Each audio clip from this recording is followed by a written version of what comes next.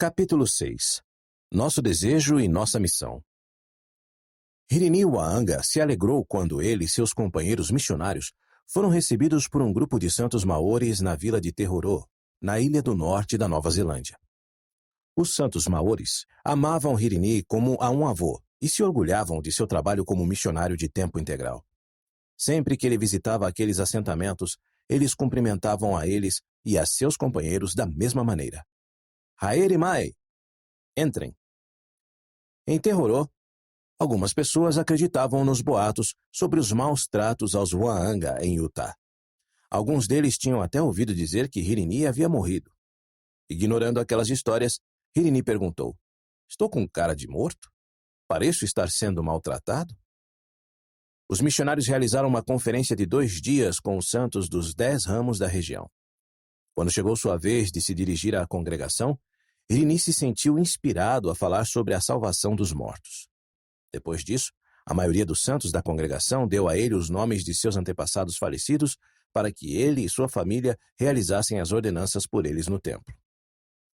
Logo após a conferência, Hirini viajou com o presidente da missão, Ezra Stevenson, e 2 outros missionários para um vilarejo remoto chamado Mangamuka. Os missionários tinham sido expulsos de lá alguns anos antes e advertidos a nunca mais voltarem. No entanto, Hirini tinha um parente que morava lá, então eles decidiram visitá-lo. Os missionários se aproximaram de Mangamuka com cautela. Quando perguntaram onde estava Tipene, o parente de Hirini, foi-lhes dito que esperassem fora do vilarejo. A recepção foi bem menos calorosa do que em outros lugares na viagem, e Hirini ficou desanimado.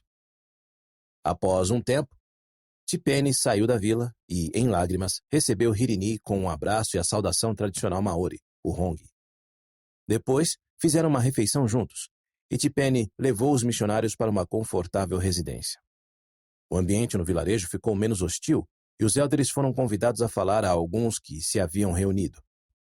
Antes de falar, Ezra garantiu aos ouvintes que não tinha vindo para condená-los, mas para convidá-los a partilharem da verdade de sua mensagem.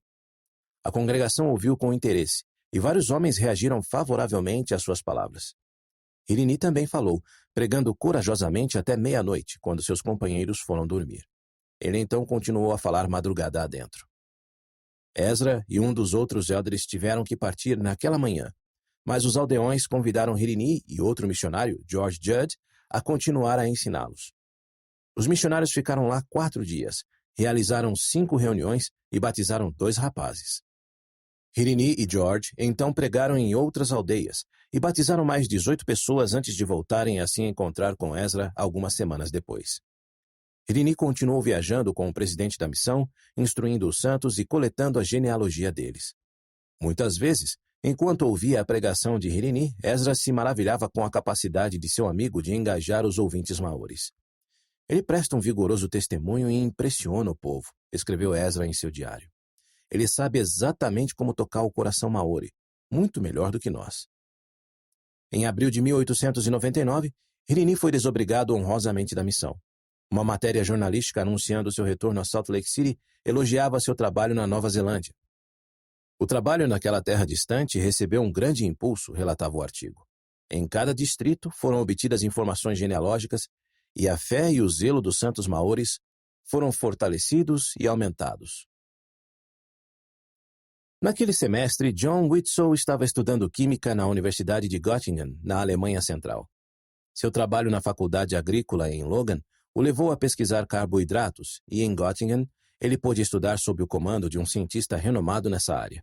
Agora, faltavam apenas alguns meses para ele concluir o doutorado. John havia se casado com Leah Dunford no templo de Salt Lake no dia 1º de junho de 1898, 2 meses antes de o casal se mudar para a Europa.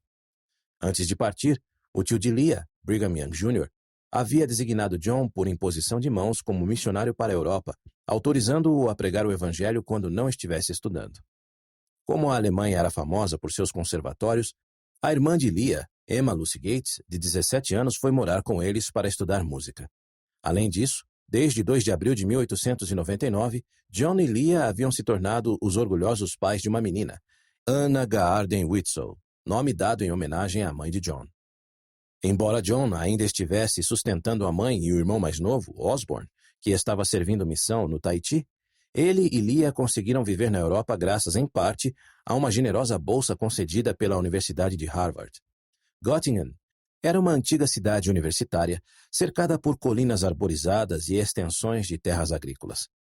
Por serem os únicos santos dos últimos dias na cidade, John, Leah e Lucy realizavam suas próprias reuniões sacramentais e seu estudo do Evangelho.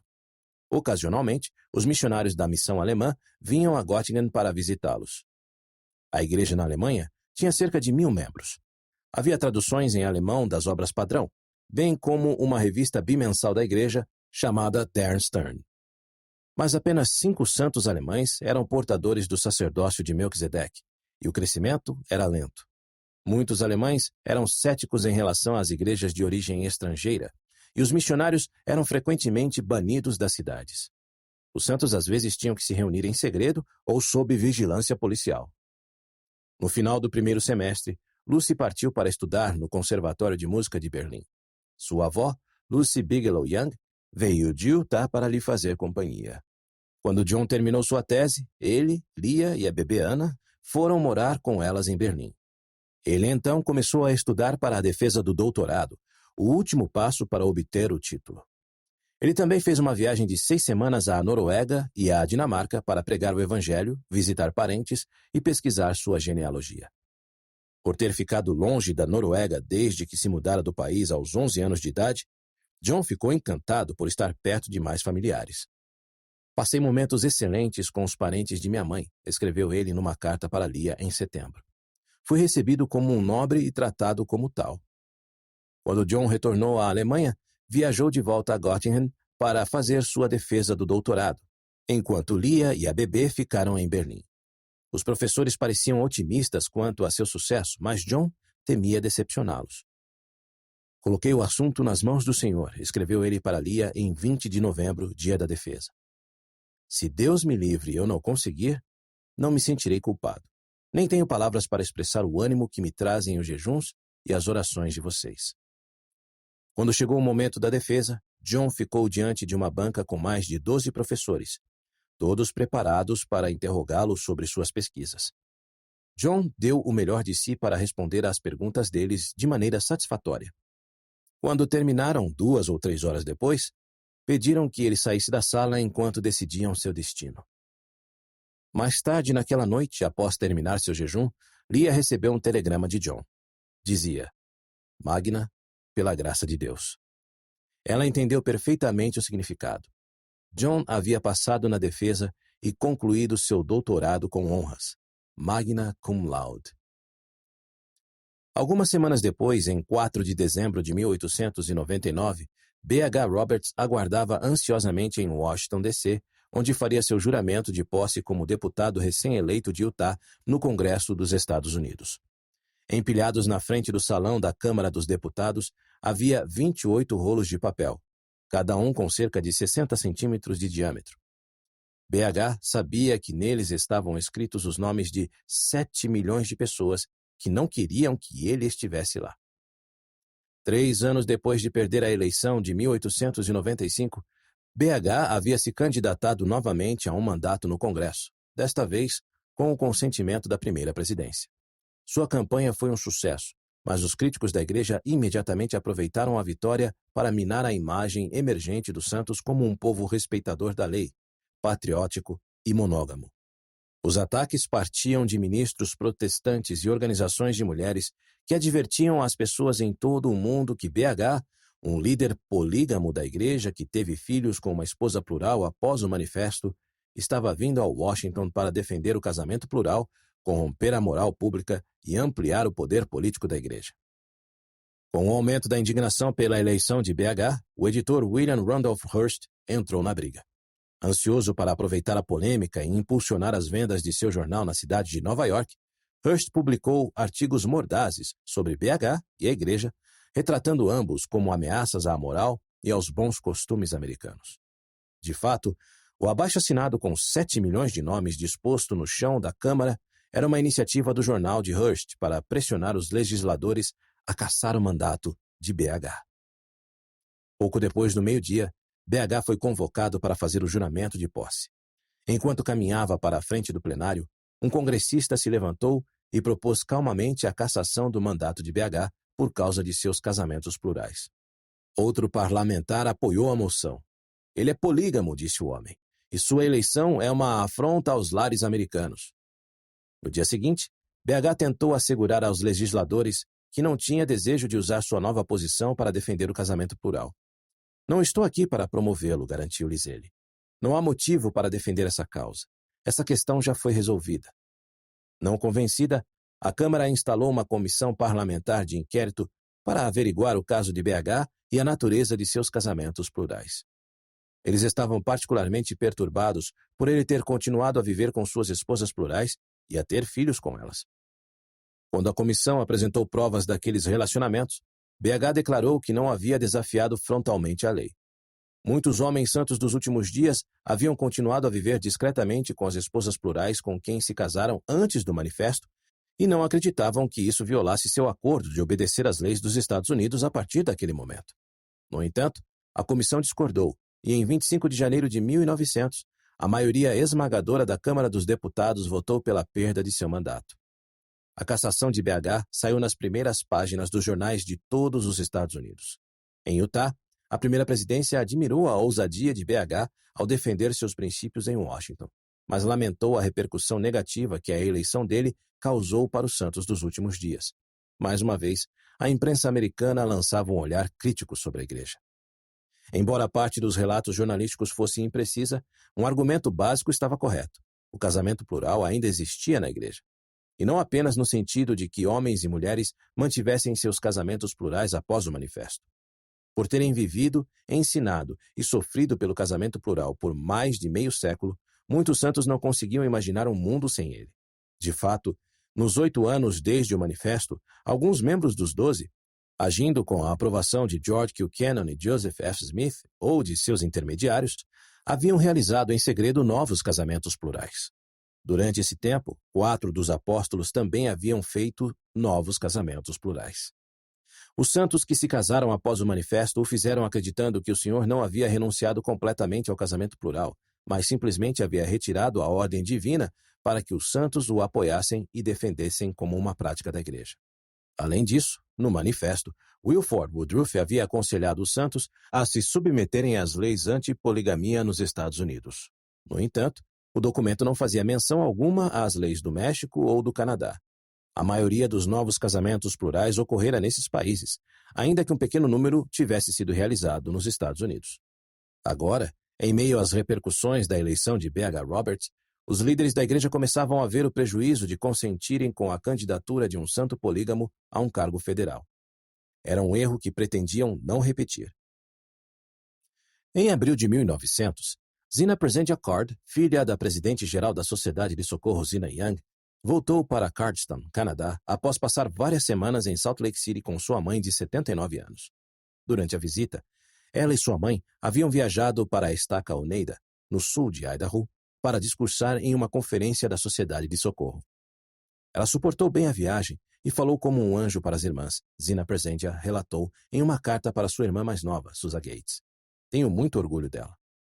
No entanto, Zina Presendia ficou preocupada com a idade avançada da mãe. Cardston ficava a cerca de 1.100 quilômetros de Salt Lake City.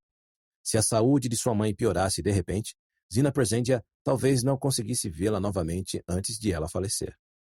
De volta a Cardston, Zina Presendia reassumiu suas responsabilidades como presidente da Associação de Melhoramentos Mútuos das Jovens Damas da Estaca Alberta.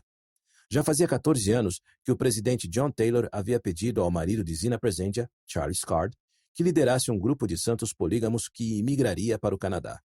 Desde essa época, os santos haviam estabelecido uma dúzia de assentamentos no sul de Alberta. A estaca Cardston foi fundada em 1895, com Charles como presidente. Embora a era da colonização por santos dos últimos dias tivesse chegado ao fim, novas famílias e negócios continuaram a se mover para a área, ajudando a edificar a igreja. Agora, havia muitos jovens santos chegando à idade adulta na região, e Zina Presendia estava profundamente preocupada com eles. Cardston era relativamente isolada, mas os jovens não estavam imunes a males como a jogatina e o abuso do álcool. Ela sabia que alguns adultos na cidade estavam dando maus exemplos para a geração mais jovem. Além disso, ficou claro que os jovens santos dos últimos dias, não só em Cardston, mas em outras comunidades, precisavam de mais orientação sobre a castidade. Antes do manifesto, as moças tinham mais oportunidades de se casar e muitas vezes o faziam em idade mais precoce. Agora, porém, a tendência da nova geração era se casar mais tarde, e alguns jovens, especialmente mulheres, nem chegavam a se casar. Com isso, esperava-se que os jovens permanecessem castos por períodos mais longos. No início de maio, Zina Presendia abordou esses problemas em uma reunião conjunta da Associação de Melhoramentos Mútuos das Jovens Damas e da Associação de Melhoramentos Mútuos dos Rapazes da ala Cardston. Um momento de prazer tende a trazer pesar para toda a vida, advertiu ela aos jovens. Devemos buscar a humildade e a caridade, além de fazer aos outros o que gostaríamos que fizessem a nós. Nas semanas e nos meses seguintes, ela também participou de várias reuniões da Associação de Melhoramentos Mútuos das Jovens Damas da ala Cardston. A associação se reunia todas as quartas-feiras à tarde. Mamie Ivey, a presidente da associação da ala, com 23 anos de idade, geralmente dirigia as reuniões enquanto outras pessoas davam a lição. A cada 2 meses, as moças também realizavam uma reunião de testemunho, dando a cada membro do grupo a oportunidade de testificar perante as colegas. Durante todo o ano de 1900, o Young Women's Journal publicou uma série de 12 lições intitulada Ética para Moças. Todos os meses havia uma nova lição, cada uma destinada a ajudar as moças a discernir o certo e o errado. Entre os tópicos abordados estavam honestidade, autocontrole, coragem, castidade e reverência. Acompanhando cada lição, havia uma série de perguntas que ajudavam as moças a estudar o material e a falar a respeito dele. Zina Presendia acreditava que a assiduidade à Associação de Melhoramentos Mútuos poderia ajudar os jovens e influenciar suas ações para o bem. Nas reuniões, as moças eram incentivadas a manter distância das coisas do mundo e dos erros à sua volta. Nunca devemos ter vergonha da verdade, Zina Presendia ensinou a elas, nem de assumir que somos mormons. Ela também exortou os pais das jovens a guiá-las pelo caminho da retidão. No início daquele ano, enquanto visitava uma estaca em Idaho, ela ouviu sua mãe repetir algo que Joseph Smith havia ensinado à Sociedade de Socorro em Nauvoo. Plantem boas ideias na mente das crianças. Elas observam nosso exemplo. Zina Presendia acreditava que essa verdade também se aplicava em Cardston.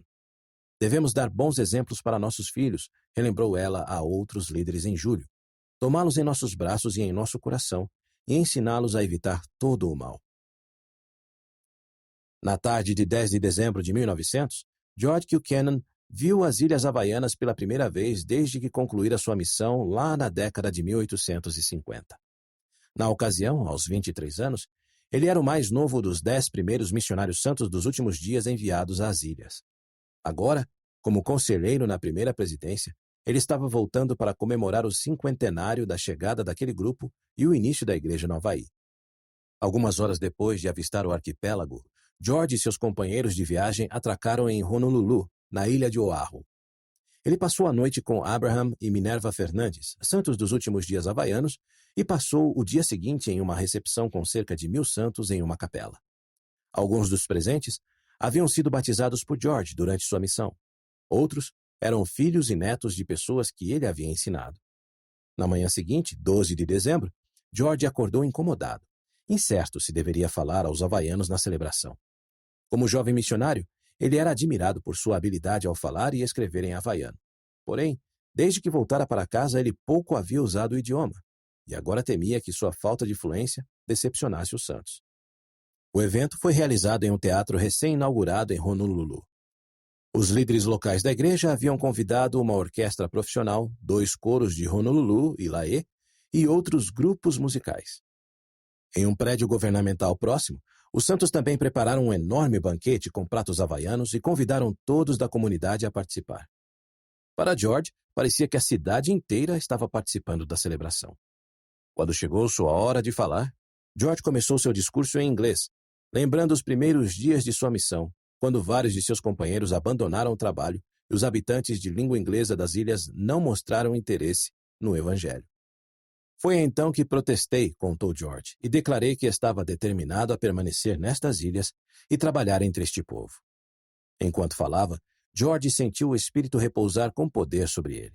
Subitamente, lembrou-se de algumas palavras em havaiano, e sua inquietação desapareceu quando ele começou a falar no idioma.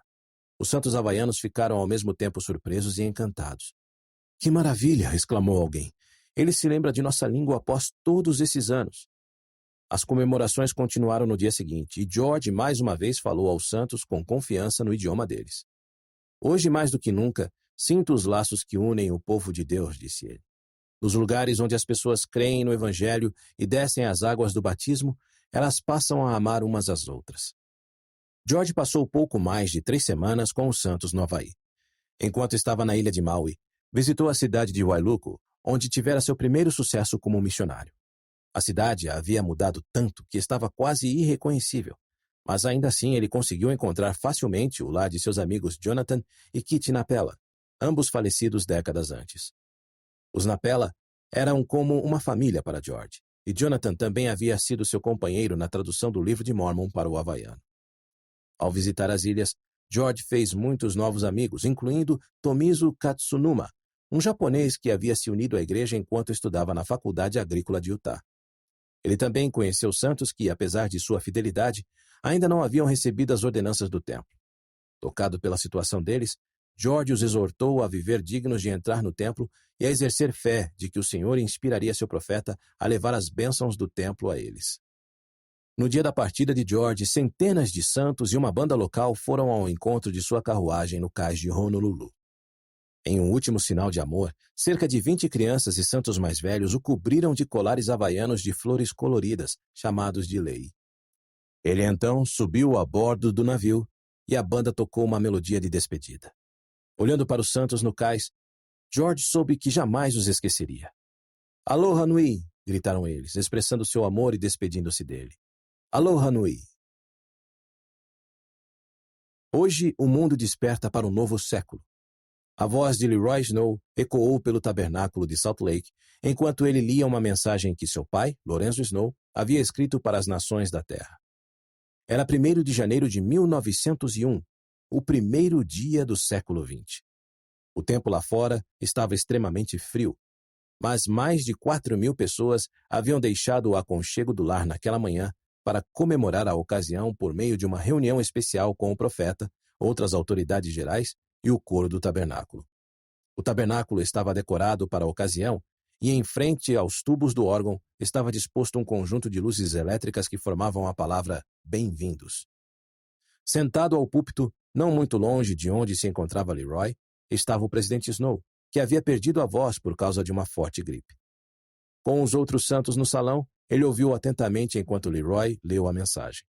Intitulada simplesmente de Saudação ao Mundo, ela refletia sobre as surpreendentes descobertas científicas e os avanços tecnológicos dos 100 anos anteriores, expressando o otimismo do presidente Snow para o século seguinte.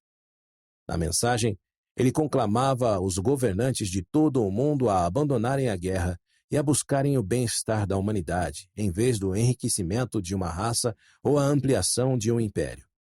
Ele declarou: Em suas mãos está o poder de preparar o caminho para o próximo Rei dos Reis, cujo domínio será sobre toda a terra.